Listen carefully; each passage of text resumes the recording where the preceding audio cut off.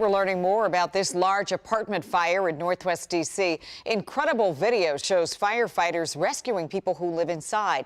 Investigators say 5 people are recovering right now, and multiple people have been forced out of their homes. All new at 6, Colby Satterfield spoke to a woman who tried to rescue her neighbors as the fire continued to grow. You can see the debris in this apartment alley after a cooking fire spread through the building last night. Now 12 people are displaced and the fear and damage lingers. You can hear the panic in their voice.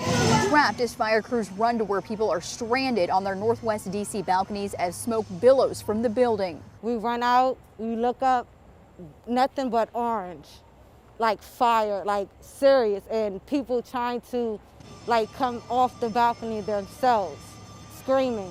And my cousin was getting like our pillows off of our couch to have them jump.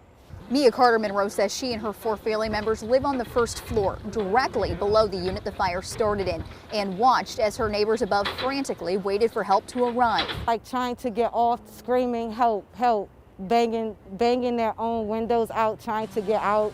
But the smoke and everything was so bad. In total, crews say 4 people were rescued by firefighters. This video capturing the moment someone is able to escape the flames.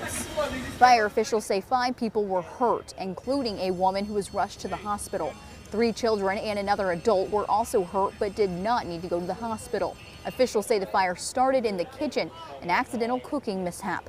12 people now don't have a place to call home. 4 of them children, including Carter-Monroe's daughter. Thank God that we got out. That's all I can say. She says their home has a lot of water damage and they're temporarily staying in a hotel. Now shaken up and wondering what and where their family will go next. It's traumatizing, it's scary, and we need help. Like, that's scary to have to deal with, and then now you're trying to figure out what to do. The Red Cross is currently assisting the 12 people who cannot return home. In Northwest D.C., Colby Satterfield, WUSA 9.